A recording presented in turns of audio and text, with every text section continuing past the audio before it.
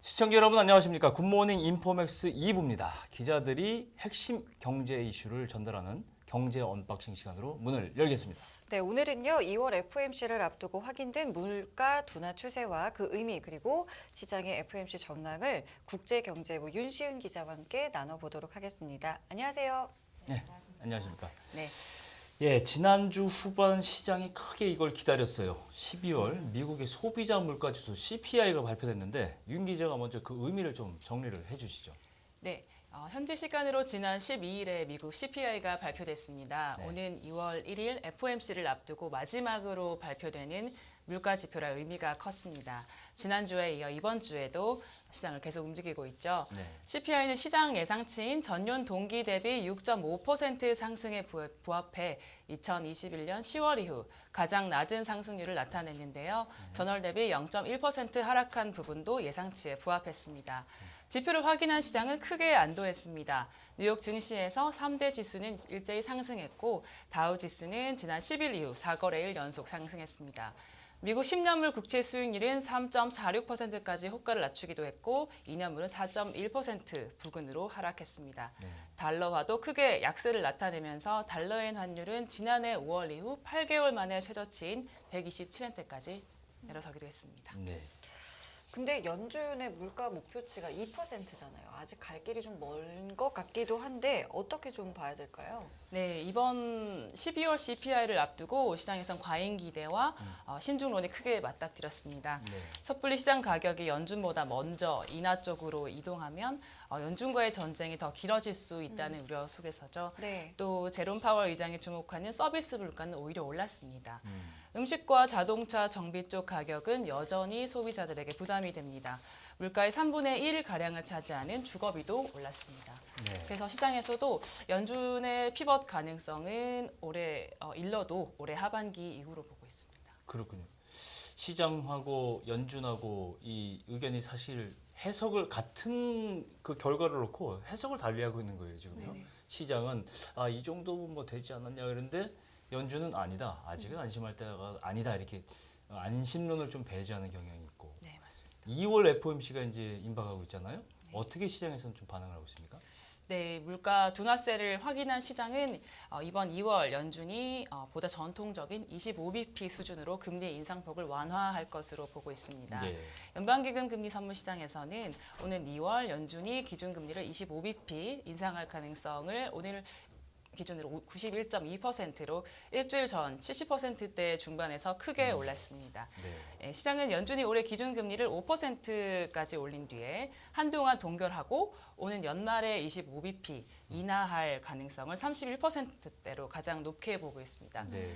연말까지 4.5에서 4.75% 수준으로 인하될 것으로 기대하고 있다는 의미입니다. 그렇죠. 최근 일부 연준 고위 관계자들의 연설 내용도 이를 뒷받침합니다. 패트릭 하커 필라델피아 연은 총재는 한 번에 75bp씩 올리던 시기는 지나갔다. 앞으로 25bp 인상하는 것이 적절하다. 이렇게 말했습니다. 하지만 연준의 최종 금리에 대한 논의는 여전히 뜨겁습니다. 12월 FOMC 의사록에서 연준이 예상한 올해 말 정책금리 중간값은 5.1%입니다. 점도표에서 단 2명을 제외한 17명의 위원이 올해 금리 수준이 5%를 웃돌 것으로 봤습니다. 또 연준은 올해 금리 인하 개시가 적절할 것으로 예상했던 참가자는 한 명도 없었다면서 또 피벗 가능성에 선을 긋기도 했습니다. 연준이랑 시장의 시각차가 이렇게 벌어지고 있는 배경도 좀 궁금합니다. 왜 그런 걸까요? 네, 말씀하신 대로 연준을 포함한 중앙은행들은 대중의 우회와 싸우고 있습니다. 그래서 현재 시장이 맞서는 시장이 연준에 맞서는 시장이 가격을 어디로 끌고 갈지 또 비관과 낙관이 교차하고 있는데요. 무엇보다 시장이 연말 금리 인하 쪽으로 힘을 싣는 이유는 연준의 잇따른 금리 인상에도 노동시장이 탄탄해서 골디락스 경제가 나타나고 있기 때문입니다. 그렇게 과열되지도 차갑지도 않은 네, 중간 현상이 맞습니다. 나타나고 있다. 네, 물가 상승이 둔화되고 임금 상승률은 떨어지면서 인플레에 대한 경계는 더욱 느슨해지고 있습니다. 예. 네, 그래서 시장과 연준에서 나오는 목소리도 분명히 다릅니다.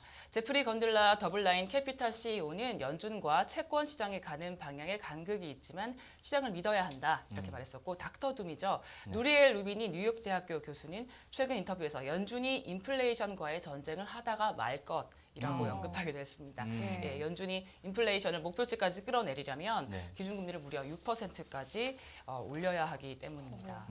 반면에 또 닐 카시카리 미니애폴리스 연은 총재는 중앙은행이 옳다는 것이 입증될 것 이렇게 경고하기도 했습니다. 그렇군요.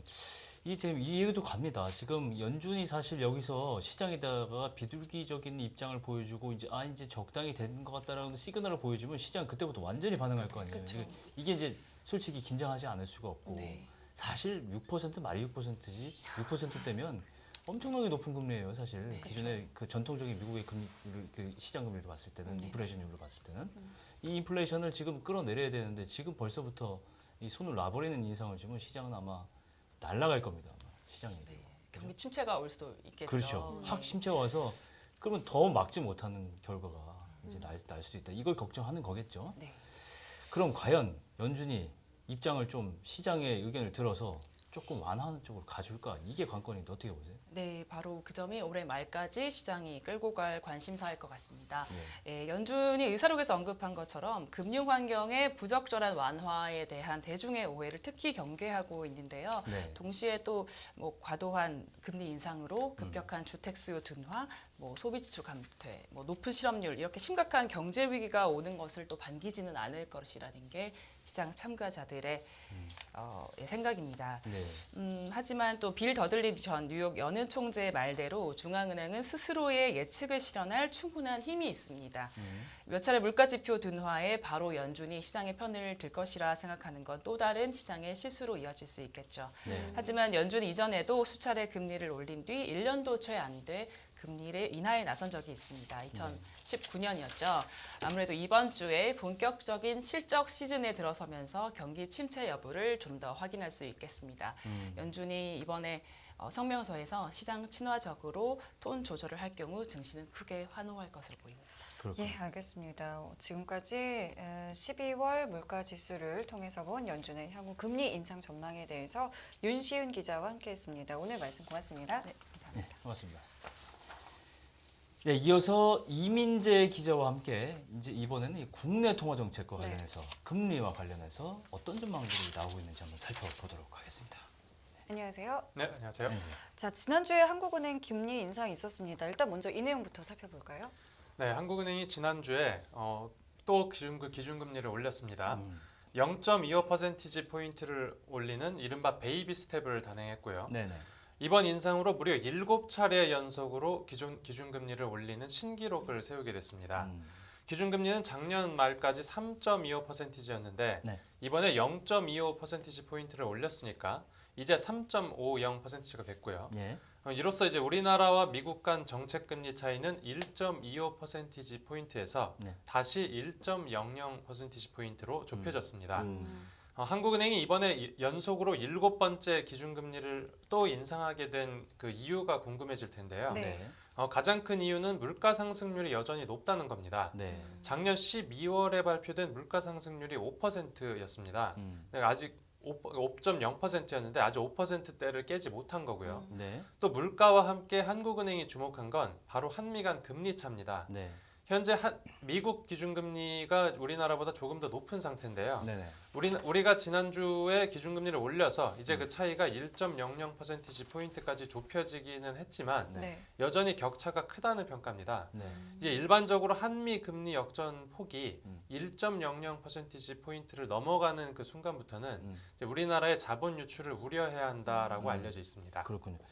다행히 뭐 조금 살펴보면 환율 문제도 조금 그래도 이게 좁혀지는 바람에 그렇게 된 건지 좀 1,200원대로 낮아지기도 했고 좀 진정이 되고 있는 모습이긴 한데 보면은 FOMC 결정에 따라서 한국은행 금리도 계속 비례해서 가는 것 같아요. 지금 우리나라하고 미국하고 지금 거의 연동되고 있는데 소비자 물가 지수도 미국이 6.5고 우리가 5%고 네, 맞습니다. 그죠? 기준금리도 4.5, 3.5 이렇게 해서 거의 뭐 비례해서 가는 상황인데 한국은행의 기준금리 인상은 정말 미국을 눈치를 볼 수밖에 없다 이렇게 그렇게 생각해도 될 것 같은데 네. 금리 시장에서는 한국은행 금리 인상에 대해서 어떻게 얘기를 하고 있습니까? 네, 이번에 이제 한국은행 금리 결정을 두고 금리 인상을 결정한 것 자체는 네. 그러니까 통화 긴축적인 액션이지만 그 시장에서 예상한 내용과 딱 맞아 떨어졌고요. 네. 또 오히려 금통위가 이번 회의를 통해서 남긴 메시지 자체는 그러니까 비둘기파적인, 네. 그러니까 통화 완화적이라고 해석했습니다. 음. 우리 채권 시장은 금통위 전부터 이미 미국처럼 강세 분위기가 나타나고 있었는데요. 네. 물론 이제 미국과 조금 차이가 있다면 네. 연준과는 다르게 이번에 한국은행 금융통화위원회가 보여준 스탠스가 채권 시장 예측에 상당히 부합했다라고 인식된다는 점입니다. 예. 그래서인지 기준금리를 올렸음에도 불구하고 채권 시장에서 약세장이 아니라 오히려 금리가 하락하는 강세장이 나타났고요. 예. 네, 또 인상하기는커녕 오히려 금리 동결을 해야 한다라고 주장을 하는 그 소수의 금통 위원들이 있었다고 확인이 되면서 네.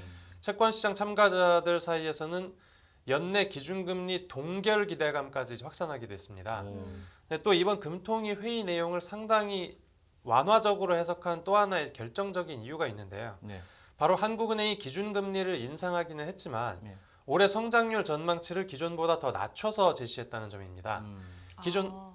기존 한국은행이 보고 있던 성장률 전망치가 2%가 안 되는 1.7% 수준이었는데 네. 그렇죠. 이제 올해 성장률이 이 정도도 달성하지 못할 수 있다라고 한국은행이 시사를 했고요.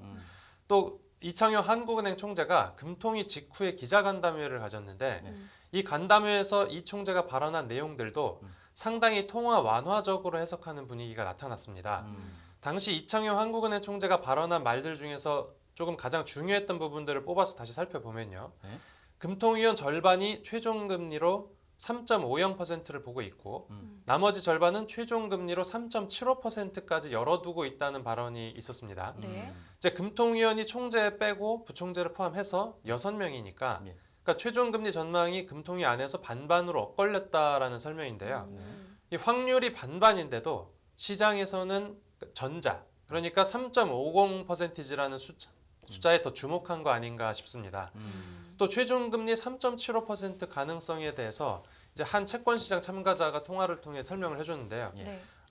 통화 정책 방향 결정문이 좀 상당히 비둘기파적이었기 때문에 금통위가 밸런스를 맞추는 차원에서 일부러 이런 매파적인 말을 한 것 아닌가라는 취지의 말도 했습니다. 그러니까 결국 한국은행의 본심 자체는 비둘기파적이고 매파적인 일부 발언들은 그냥 구색 맞추기로 끼워 넣은 것이다라고 이제 긍정적으로 해석을 한 거죠. 예. 어렵네요. 그럼에도 불구하고 저는 시장이 듣고 싶은 대로 듣는 게 아닌가 그런 생각도 드는데 사실 지표상으로 보면 안심할 때는 아니에요 지금. 네, 맞습니다. 물론 이 금리 정책이라는 게 이제 지금 우리나라 같은 경우는 이제 물가도 고려해야 되지만 경기도 고려해야 되고 그렇죠. 특히 오늘 둔촌주공으로 오늘 둔촌주공 이벤트가 있죠. 네네. 부동산도 고려해야 되고 고려할 점이 너무 많아서 지금 생각이 많은 상황인데 글쎄요 우리나라 시장은 국내 시장 참가자들은 그렇게 생각하는 것 같고 해외 금융기관은 과연 이 한국은행의 스탠스를 어떻게 보고 있습니까? 네, 이 해외 주요 투자은행들도 좀 대체로 한국은행의 최종 기준금리를 3.50%로 예상들을 하고 있는 분위기입니다. 네. 근데 먼저 JP모건 같은 경우에는 한국은행의 정책 금리가 3.50%에서 정점에 도달했다라고 언급했습니다. 근데 성장과 인플레이션이 수개월 동안 하락세를 보인 점을 근거로 들었고요. 예. 또 이 캐피털 이코노믹스도 이창용 한은 총재가 상대적으로 비둘기파적인 발언을 했다는 점이 긴축 사이클이 끝났다라는 우리의 평가를 지지하고 있다라고 설명했습니다. 그러면서 우리나라 성장률 전망치가 나빠졌고 네. 또 인플레이션이 하락 조짐을 보인다는 점도 이제 한국은행이 긴축을 종료할 것으로 보는 그 핵심 이유로 거론했습니다. 또 SC그룹도 한국은행이 기준금리 인상 랠리를 중단할 가능성이 커졌다라고 전망했는데요. 네. SC그룹은 이제 올해 우리나라 경제가 침체에 빠질 가능성이 크다는 점을 이유로 들었습니다. 그러니까 우리나라 그 성장률이 훼손될 가능성을 이제 공통적으로 이유로 든 거고요. 네. 그렇죠. 이제 물론 기준금리를 지금보다 한 번 더 올려서 네. 3.75%를 최종금리로 보는 그런 곳도 있긴 합니다. 이제 BNP 파리바가 어제 관련한 보고서를 냈는데요. 네.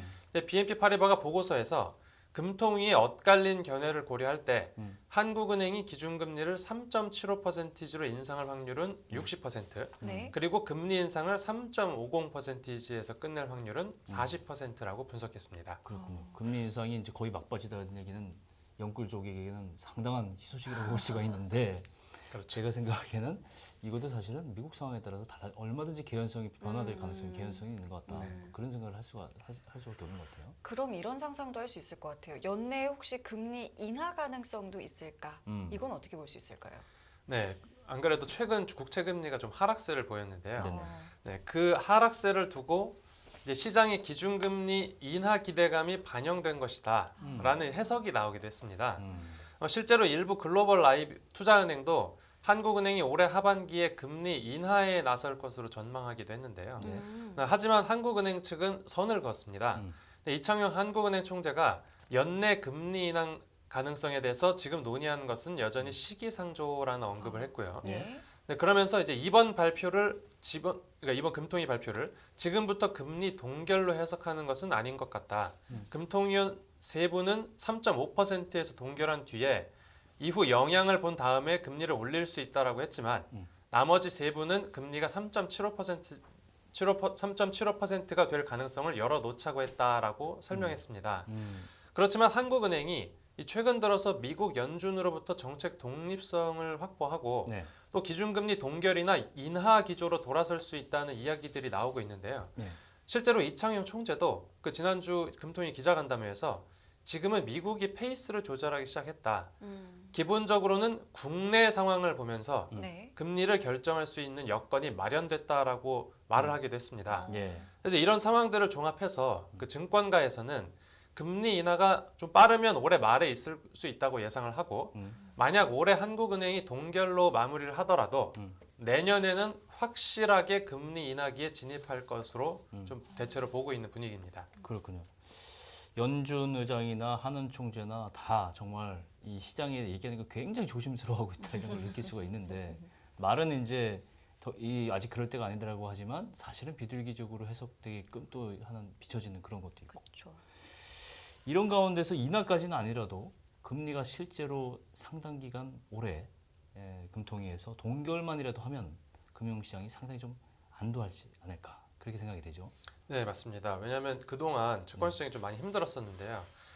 동결이라고 하면 당연히 금리가 오르지도 않고 또 시장 예측에도 부합하는 것이기 때문에 예. 당연히 시장 분위기는 긍정적입니다. 이제 그동안 약세장일 때 금리가 급등한 부분을 생각하면 이게 조금 더 강세로 돌아설 가능성도 없지는 않아 보이는데요. 근데 이제 국고채 3년물 금리를 보면서 설명드리겠습니다. 네. 네, 지금 참고 화면이 나가고 있는지 모르겠는데 네, 네, 나오고 나오고 있습니다. 네. 여기 화면을 보시면 이제 국고채 3년 금리입니다. 이 빨간 그래프가 3년 금리인데 네. 이 3년 금리가 작년 9월에 4.5%대까지 치솟았다가 네, 현재는 한 3.4%대까지 떨어진 상태입니다. 네. 그런데 아까 기준금리가 3.5%가 됐다고 말씀드리지 않았습니까? 네. 그러니까 지금 기준금리인 3.5%를 깨고 더 아래로 내려온 겁니다. 네, 이게 이제 금리 인하 기대감이 반영됐었는데요. 그렇죠. 만약 금리 인하 기대감이 더 확산하게 되면 금리는 이 부분을 더 선반영해서 금리가 더 하방 압력을 받게 될 겁니다. 그렇겠군요. 네. 또 최근에 부동산 거래 절벽이 심해서 연착륙이 아니라 오히려 경착륙할 수 있다는 우려가 나오고 있는데요. 이제 캐피털 이코노믹스는 한국은행이 긴축 사이클을 조기 종료하면서 이제 부동산 분야의 연착륙을 달성하는데 도움을 줄 수 있을 것이다라고 내다보기도 했습니다. 그렇군요. 그럼 지금의 강세장이 어느 정도 지속될 거라고 예상할 수 있을까요? 네, 지금 시장에서는 강세장이 좀 한동안 계속 지속될 거로 보고 있는데요. 뭐 이제 그렇게 될 것이라고 전망하는 걸 수도 있고, 네. 네, 그렇게 됐으면 하는 뭐 기대감일 수도 있습니다. 네. 그렇죠. 네, 근데 일단 다들 뭐 강세장이 이어질 거라는 예상은 뭐 대세적인 것 같습니다. 네. 네, 그리고 물론 이제 실제로 강세로 볼 만한 요인도 적지는 않은데요. 이제 먼저 우리 경제의 성장 둔화 가능성과 또 그에 따른 한국은행의 금리 인상 중단 가능성을 먼저 생각해 볼 수가 있습니다. 네, 그리고 채권 시장 안정 펀드나 대출 적격 담보증권 확대와 같은 이 채권 시장 안정화 조치가 있는데 네. 네, 이런 부분들도 강세 요인입니다. 또 우리 국고치의 세계의 국채주수 편입 가능성도 시장의 강세장을 뒷받침하는 요인이고요. 네. 이제 유진투자증권의 김진아 애널리스트도 이와 관련한 보고서를 하나 발표했는데요. 네. 이 시장 분위기를 한마디로 요약을 해놔서 이제 간략하게 한번 소개를 해드리겠습니다. 네. 네. 먼저 보고서 제목이 확 눈길을 끄는데요. 이미 답을 내린 시장입니다. 네, 그 내용을 한번 살펴보면 이미 시장은 답을 내렸다. 연초 강한 수요 등과 일정 수준 이상의 인플레이션 그리고 성장 우려가 혼재됐을 때는 채권은 우월한 자산임에 분명하다라고 적어놨습니다. 그러니까 시장이 강세장을 확신하고 있다는 소리입니다. 그렇군요. 결국은 이 채권 시장 금리는 계속 아래로 내려갈 것으로 시장 관계자들은 계속 이제 주장을 하고 기대감이 하고 있는 거죠. 그럼에도 불구하고 시장이 너무 안이한 게 아닌가 이런 생각도 들어요, 사실은. 이 네. 금리라는 게 이제 정책 금리가 끌고 가는 거잖아요. 네, 맞습니다. 예. 물론 이제 금통위 전부터 네. 이번 금통위가 꽤 통화 완화죠. 그러니까 비둘기파적일 거라는 얘기가 많이 나왔었고 네. 그런 시장 예측이 이번에 들어맞았다고는 하지만 다소 과하게 낙관적이라는 그 우려도 일각에서 나오고 있습니다. 그래요. 예. 근데 이런 상황은 과거에도 종종 있어왔기 때문에 예. 이제 소위 일희일비하거나 좀 방심하다가 데이는 경우가 있어서인데요. 음흠. 실제로 변동성이 갑작스럽게 커질 우려가 좀 적지 않다라는 지적이 많이 나오고 있습니다. 네. 이제 먼저 이창용 총재가 기자간담회에서 추가 금리 인상의 가능성을 완전히 닫지 않지 않았습니까? 네. 이제 앞에서도 설명드렸듯이 그 최종 금리 수준으로 3.50%와 3.75% 가능성을 두고 이 금통위원 의견이 절반으로 나뉘었다라고 이 총재가 설명을 했고요. 예. 결국 금통위원 절반이 3.75% 가능성을 열어둔다는 내용인데 시장이 너무 낙관적으로만 보고 있는 거 아닌가 하는 그 우려가 나오고 있는 겁니다. 그래서 제가 이제 채권 시장 참가자와 직접 관련해서 통화를 해봤는데요. 네. 네, 그 인터뷰 내용 잠깐 듣고 오겠습니다. 한국은행 금융통화위원회 회의 전후로 혹시 채권 시장 분위기가 좀 달라졌을까요? 네, 금통위 이전까지는 네. 금리 상단을 3.75%까지 배제할 수 없는 분위기였습니다. 네. 네, 다만 금통위의 중점이 인상의 강도에서 인상의 필요성 자체로 옮겨진 것, 네. 그리고 올해 성장률 전망치인 1.7%를 하회 전망한 점이 이 두 가지 이유가 시장이 3.5%로 이제 상단으로 보고 있게 만들었고, 네. 일각에서는 하반기에 인하까지 얘기가 나오고 있는 상황입니다. 그러면 앞으로 이제 한국은행 통화 정책 관련해서는 지금 채권 시장 참가자들은 좀 대체로 어떻게 전망들을 하고 있습니까? 대외 물가 요인이라든지 이제 국내 성장률에 영향을 끼치는 요인 등 전제 조건 자체가 바뀌어야 연내 통화 정책 전망에 변화가 있을 것으로 보고 있기 때문에 네네. 연내 동결 전망이 우세합니다. 그렇게 연내 동결 전망이 우세하다고 하면 채권 강세장이 지속될 거라는 시장 예측이 이제 맞는 것일 텐데 그래도 혹시 변동성이 커질 만한 부분은 없을까요? 예, 오늘 나온 얘기인데 네네. 대외 요인으로는 국내 추경 이슈가 있고요. 아, 네네. 이제 대외 요인으로는 특히 중국의 제로 코로나 정책 선회 등으로 글로벌 물가 상승률이 재차 상승하거나 네. 일본의 금리 정책 선회 아, 네네. 그리고 글로벌 군비 경쟁 확대 등으로 국채 공급이 많아질 수 있는 측면이 변동성 촉발 요인으로 보고 있습니다. 아, 네. 네, 지금 이야기를 들어보니까 변동성 이야기가 나와서요. 뭐 추가로 저희가 또 고려를 해야 될 변동성 요인이 있다면 어떤 게 있을까요? 네, 금통위에서 3.75%까지 최종금리 상단을 이제 높여서 보고 있는 그런 부분은 당연한 겁니다. 네. 당연한 거고 그 외에 이제 채권 시장 변동성을 키울 그 돌발 변수로 우리가 생각해 볼 수 있는 게 먼저 외국인 투자자들이 차익 실현하고 이제 떠나는 경우를 생각해 볼 수가 있습니다. 예. 그렇죠. 네, 단적인 예로 작년 12월에 네. 우리 채권 시장에서 외국인 자금이 약 한 3년 만에 최대 규모인 27억 달러 수준이 유출됐습니다. 네. 네, 그리고 연초에도 자금 유출 흐름이 좀 계속 이어지고 있는 상태고요. 근데 규모 자체가 뭐 시장에 충격을 줄 정도로 그렇게 큰 건 아니지만 좀 안심하기도 좀 어려운 상황이라고 합니다. 네, 또 이제 다음으로 생각해 볼 수 있는 변동성 요인은 지금 인터뷰에서 나왔듯이 추가 경정 예산 편성 가능성입니다. 이 추경을 하게 되면 결국 적자 국채를 찍어야 하는 상황이 오는데 그렇죠. 네, 이렇게 누적 발행량이 늘어나면 공급 부담으로 작용합니다. 네, 그렇게 되면 또 채권 시장의 약세 요인이고요.